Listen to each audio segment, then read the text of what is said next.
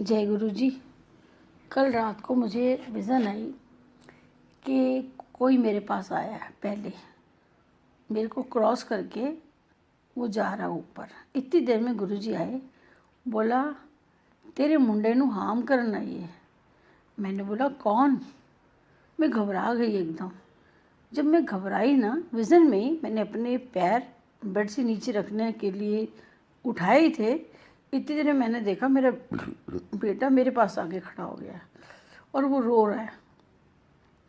और मैंने उसको ऐसे करके पकड़ लिया और मेरे मुंह से निकल रहा है, नज़र करे डम करे ताती ते कलेजा तरे, नज़र करे डम करे ताती ते कलेजा तरे, नज़र करे डम करे ताती ते कलेजा तरे। और एक कोई मंत्र भी बोलती हूँ लेकिन मुझे याद नहीं है। बहुत तेज़ बड़ी स्पीड से। इतनी देर में मैंने देखा कि वो ठीक है और वो वापस चला गया सोने। फिर मैंने कोई ऐसी चीज़ देखी जो मेरी समझ से बाहर थी। मुझे समझ नहीं आई वो क्या था।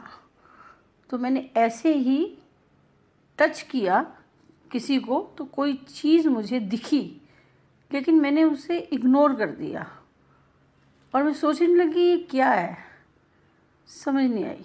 थोड़ी देर के बाद मैंने गुरुजी से पूछा कि गुरुजी ये क्या है, मेरे को समझ नहीं आ रही।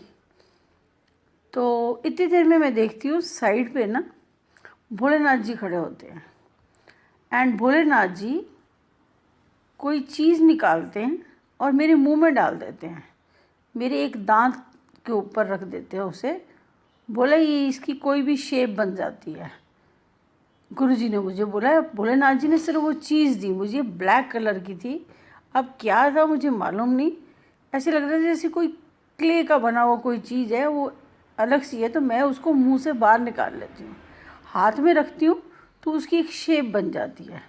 फिर थोड़ी देर के बाद मेरे फादर खड़े होते हैं। मैं अपने फादर से पूछती हूँ कि डैडी ये क्या है? ये शिव दे गए मुझे। तो कहते हैं शिव दे गए तो बहुत अच्छी बात है, कोई ब्लेसिंग्स दे गए होंगे। तो इतनी देर में मेरे डैडी मेरी मम्मी को बोलते हैं। मैं अपनी मम्मी को दिखाती हूँ कि मम्मी देखो ये कोई चीज़ है जो शिव दे गए हैं। कह रहे शिव कोई शक्ति दे गए होंगे। मैंने कहा मुझे क्यों दे के जाएंगे, मुझे नहीं पता क्या है। इतनी देर में मम्मी कहती है तू बड़ी भगतनी हो गई है, तू बड़ी पुजारन हो गई है, तू शिव की पुजारन है, शिव की भगतनी है। मैं कहा मुझे नहीं मालूम। इतनी देर में देखती हूँ कि मेरी माता रानी है, उसने मेरी लाल साड़ी पहनी हुई है। मैंने अभी तैयार की थी पहनने के लिए और मैंने पहनी नहीं, तबीयत ठीक नहीं थी। तो ब्लाउज़ भी सिलवाया मैंने गोल्डन कलर का, वो उन्होंने पहना हुआ है और मेरा चश्मा भी उन्होंने पहना हुआ है, माता रानी ने। इतनी देर में मम्मी कहती है तेरे घर तो गुरु बसते हैं, तो तू सिंहासन लगा दे बाहर और बस बहुत है कि गुरु बसते हैं, इतना ही पता होना चाहिए सबको। अंदर आने की किसी को इतनी कोई ज़रूरत नहीं पड़ेगी। जब पता है गुरु बसते हैं तो सिंहासन रख दे।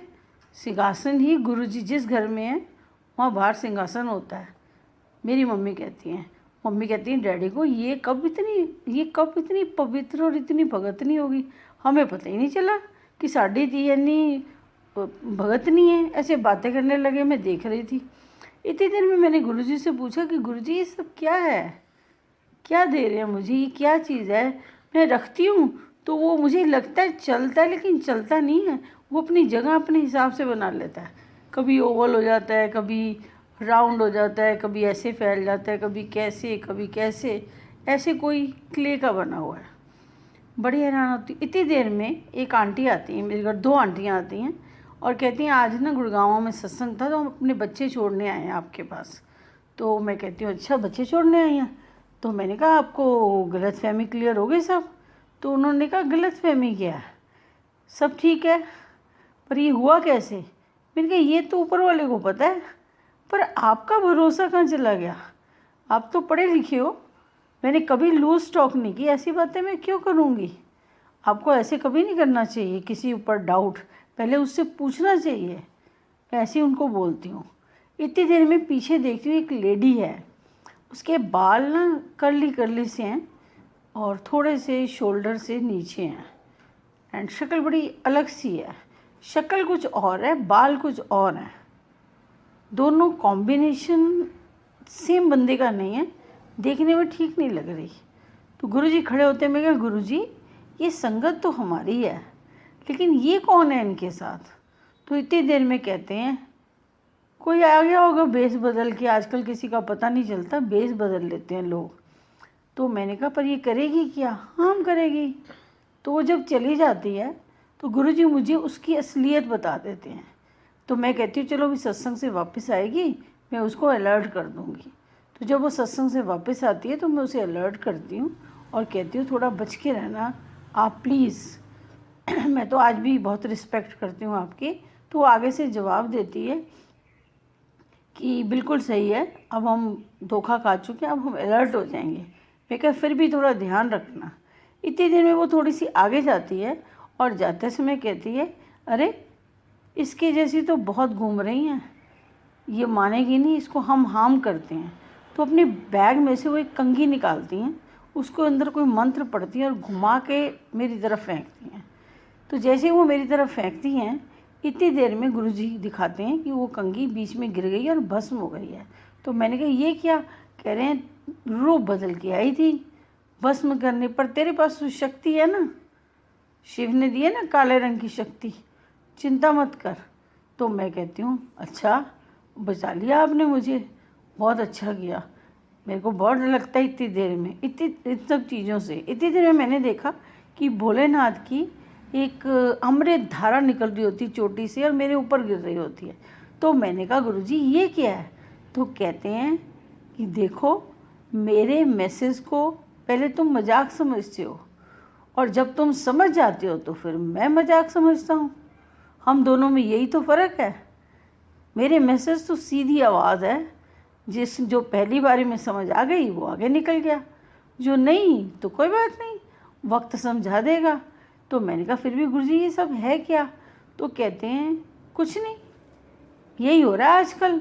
तो मैंने कहा फिर कैसे बचें इससे, ये सब चीज़ों का क्या करना चाहिए? तो कहते हैं कि सत्संग कर, सत्संग सबको सुनाइए सत्संग। मैंने कहा पर इसमें मुझे तो कुछ समझ नहीं आया, इसमें सुनाऊँ क्या? तो कहते हैं जब तो सुनाए ही तो सबको समझ आएगा मैं किसकी बात कर रहा हूँ। परेशान मत हो और अपना काम कर, बस सेवा कर। सेवा प्रैक्टिकल है, जब प्रैक्टिकल करोगे तो असलियत तक पहुँचोगे। किताबें पढ़ने से कुछ नहीं होने वाला। आज तक कोई असली ज्ञान नहीं पा पाया, असली ज्ञान देने के लिए प्रैक्टिकल कर रहा हूँ। तो मैं कहती हूँ हाँ जी ये तो बड़ा अच्छा है, ठीक है मैं सब संगत को ये सत्संग सुना दूँगी, पर आप मुझे समझा देना गुरुजी। तो हंसते हुए चले गए। तो मैंने गुरुजी को बोला एक बार बता दो ये ब्लैक ब्लैक है क्या? नहीं समझ में आ रहा, कुछ नहीं बोले। उसके बाद मैं उठ गई। उठ के मैंने कहा सत्संग तो बहुत बड़ा था लेकिन इसका मीनिंग तो मुझे मालूम नहीं है। मैंने अपने हस्बैंड को सुनाया, कहता मुझे नहीं पता। मैं बैठ गई, मैंने एक दो लोगों को फ़ोन करने की कोशिश की, मुझे फ़ोन नहीं मिला। फिर मैं धूप में बैठी और मैंने ध्यान लगाया तो गुरुजी सिंहासन पर बैठे थे। तो मैंने कहा गुरुजी आपने मुझे सत्संग तो सुना दिया, शायद मुझे समझ शायद आ गई है, पर इसका मतलब क्या है? तो ये था क्या काला काला? तो बोलते हैं ये शालिग्राम था। मैं क्या शालिग्राम, इसका क्या करना है? कह रहे हैं बस दे दिया ना तुझे, तेरे दांत में लगा दिया। कि मेरे दांत में? वो किस लिए? कह रहे हैं पढ़ लें कहानी समझ आ जाएगा। मैंने बोला कहानी कौन सी? कहते कथा वाली। तो मैं तो चंपक में से कहानियाँ सुना रहा हूँ तेरे को, इसलिए कि तुम ये समझ जाओ, कहानी की तरह सुना सुना के आगे ले जा रहा हूँ। अगर मैं दुनिया को ये बताने लगा कि किसी की असलियत क्या उस तरीके से जो किताबी ज्ञान है, तो किसी को समझ नहीं आएगा। ना पहले किसी को समझ आया, ना अब आएगा, ना कभी आएगा। इसलिए मैं प्रैक्टिकल करके बता रहा हूँ। सुना ये कथा सबको सुना, बड़ी अच्छी कथा है। तो मैं कहती हूँ अच्छा ठीक है, मैं भी किसी से पूछती हूँ कि इस कथा का क्या मतलब है, फिर सुनाऊँगी। बस शुक्राना गुरुजी का। जय गुरुजी।